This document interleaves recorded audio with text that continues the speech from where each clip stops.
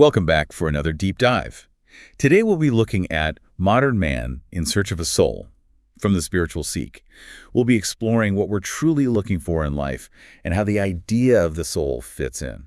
Right off the bat, the article contrasts how efficient machines are with how much modern life feels like just busy work. And it suggests that we think like machines even when it's not about actual machines. Yeah.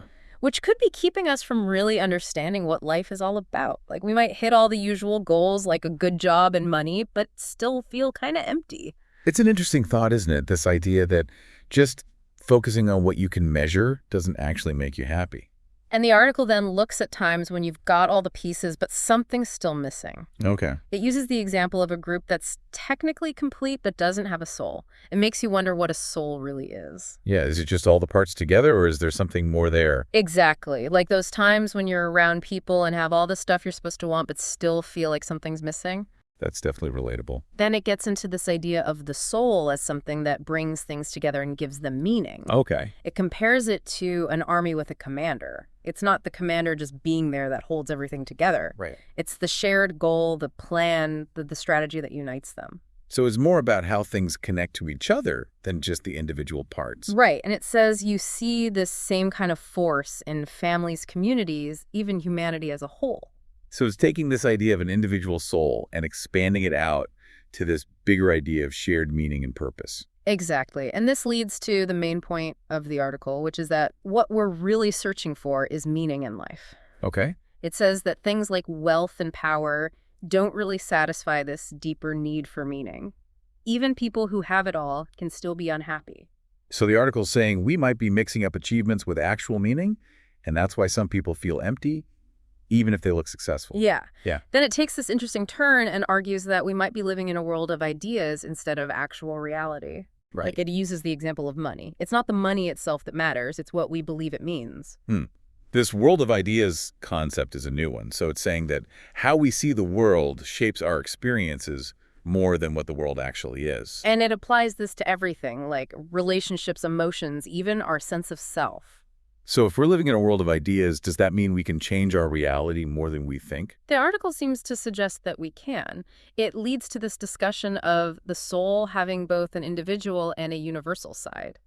It compares it to an army with different levels of leaders, each representing a different kind of soul. So there are different degrees of soul, each showing a different level of awareness. Yeah, and it raises the question, are we looking for individual meaning and also a connection to this larger universal soul? The article seems to say that real satisfaction comes from both. This universal soul idea is pretty interesting. Yeah. It suggests that while we each have our own path, we're also connected to something much bigger. And the article points out that as we grow, our idea of the soul changes. Okay. We start by focusing on ourselves and what we need. Right. But then we start to understand that the well-being of others matters too. So as we evolve, our idea of the soul gets bigger and includes more connections and meaning. Yeah, exactly. The article emphasizes that even though the soul is one thing, it can show up in different ways depending on how aware or organized something is. Okay. This reinforces the idea that we're all connected like threads in a bigger tapestry. This brings up a really interesting point. We're not just cogs in a machine. We're actively involved in a reality that's always changing. Right. The article encourages us to stop constantly looking for approval from the outside and connect with that deeper sense of purpose we all have inside. So it's about remembering that we're not just defined by what we have or achieve, but by something deeper. Exactly. It reminds us that we're all part of this bigger web of meaning and connection. That's a really profound idea. Yeah. It makes you think about what's truly important in life. And the article challenges us to look beyond just getting things and achieving status. Yeah. Because those things might just be us trying to fill a void that's caused by a lack of meaning. It says true meaning comes from the values we live by, not the things we own. This makes me think about how the article talked about the soul as a unifying force. Maybe instead of seeking validation from outside ourselves, we should focus on building that sense of inner purpose. Exactly. The author suggests that aligning our actions with our values and understanding that everything's connected can lead to a more fulfilling life. But this idea of alignment seems pretty tough in a world that often rewards looking out for number one. The article acknowledges that, but also says this shift in perspective is crucial for both our individual growth and for humanity as a whole. So it's calling for us to rethink our priorities. Yeah, to move away from just wanting more stuff and towards a deeper understanding of our place in the bigger picture. It's a call to create meaning in a world that often seems to be lacking it. And to realize that finding meaning isn't something that just happens to us. It's an active choice we make every day. So how can we apply these ideas from the article to our own lives? The article ends with a powerful question. If the world is more about ideas than hard reality, what meaning do we want to create in our own lives? It's a challenge to look at our values, to search for meaning beyond just possessions, and to see how we're all connected. Yeah, this exploration could help us understand ourselves and our place in the universe better and ultimately lead to a more meaningful life. It's a really inspiring invitation to keep exploring these ideas and discover the incredible potential we all have inside us. So the article digs deeper into these different levels of soul, using this analogy of an army. Okay. Each level of leadership, like from a squad leader up to the general, is like a different kind of soul, showing more responsibility and a wider view as you go up. So it's like there's a hierarchy of meaning, too, where our own individual purpose could be part of something much bigger and more collective. Right. The article suggests that our search for meaning might actually be part of this universal striving. This leads to what the article calls a really key idea, this idea that we might be living in a world of ideas rather than actual reality. It talks about how we often mix up the map with the territory. Okay. Like we focus on getting rich, but money itself is just a concept. It's the meaning we give it that really affects our lives. So it's saying that our experiences are shaped more by how we interpret things than by what's objectively real. Exactly. And the article applies this to everything, relationships, emotions, even who we think we are. That's pretty mind-blowing. If our reality is that flexible, does it mean we have more control over our experiences than we realize? The article seems to say that we do. It argues that if we can understand the ideas driving our thoughts and actions, we can choose the ones that bring us more fulfillment and meaning. So it's a challenge to really look at our beliefs and see if they're helping us or just keeping us stuck. Exactly.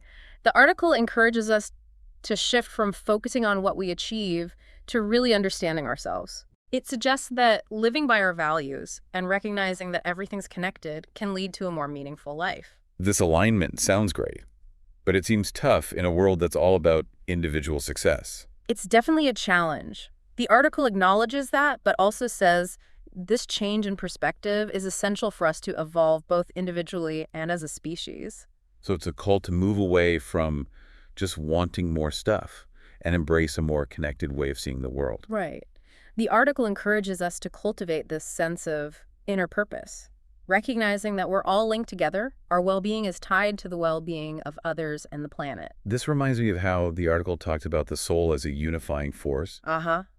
So maybe finding our individual meaning is part of this larger collective purpose. Exactly. The article suggests that by aligning ourselves with this bigger purpose, we can tap into a deeper sense of meaning and fulfillment. This idea of a universal purpose is fascinating.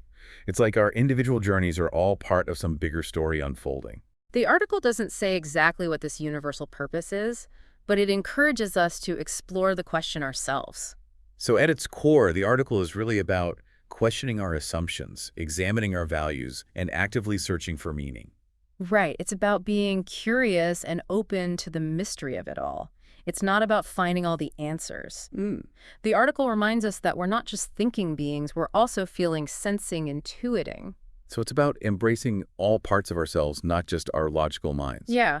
It connects back to that initial exploration of the soul, suggesting it's more than just our intellect. This emphasis on the non-rational parts of ourselves is interesting. The article says the soul is where our deepest desires, values, and aspirations come from. Okay. And connecting with our soul is crucial for living a meaningful life. So the article talks about the importance of introspection and connecting with nature and being creative as ways to nourish our soul. Yeah, those are just some examples. It seems like finding meaning isn't something passive, it's an active choice we make daily. Exactly. The article challenges us to build a life that reflects our values and purpose. This reminds me of how the article talked about intentionality. We have the power to shape our reality and create meaning, but it takes effort and stepping outside our comfort zones. The article makes it clear that this search for meaning isn't a straight path with a clear destination. Right. It's a journey of exploring, discovering, and growing. And while it's a personal journey, it's also a shared one. Yeah. The article emphasizes how interconnected everything is. Our individual search for meaning is part of this bigger collective striving. And this connection can be really comforting. Right. It reminds us that we're not alone in our search for meaning. We're all part of something much bigger. This brings us back to that central question. Mm. If the world is more about ideas than concrete reality, what meaning do we want to create in our own lives? The article leaves us with this powerful invitation Yeah. to look at our values, to search for meaning beyond material things, and to recognize that we're all connected. It's a call to action, to step into our full potential and help create a more meaningful and compassionate world. So we've been talking about the soul as more than just our intellect.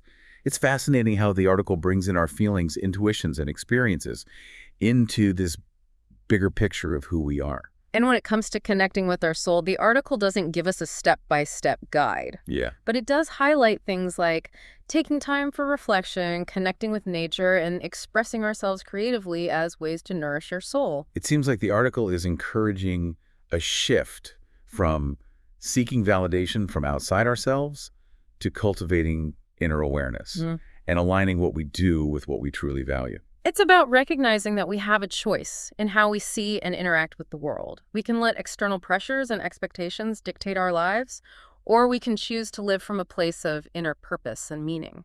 That idea of choosing meaning really resonates with me. It goes back to the idea that the soul isn't just passively shaped by outside forces. Right, it's an active force. Yeah. The article suggests that the soul isn't static. It's always evolving and growing through our experiences and interactions. And it's by engaging in this process of growth and self-discovery that we can begin to tap into the full potential of our souls. This idea of the soul as something that evolves and expands is powerful. It means we're not limited by our past or our circumstances. We have this capacity for continuous growth and transformation. And the article emphasizes that this journey of soul growth isn't something we do alone. Everything is interconnected. Our individual evolution is tied to the evolution of the collective. That sense of interconnectedness gives our individual search for meaning a bigger context. It's not just about personal fulfillment. It's about contributing to something larger than ourselves. Right. It's about recognizing that we're all in this together. And that brings us back to that central question from the article.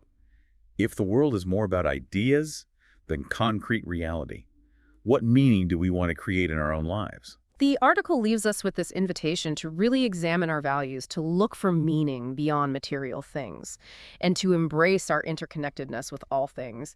It's through this process of self-discovery and questioning that we can cultivate a deeper understanding of ourselves and our place in the universe, and ultimately find a more meaningful and fulfilling life. It's a powerful invitation to continue this journey of exploration and discovery, and to remember that we all have the potential to create a more meaningful and compassionate world. Thanks for joining us for this deep dive.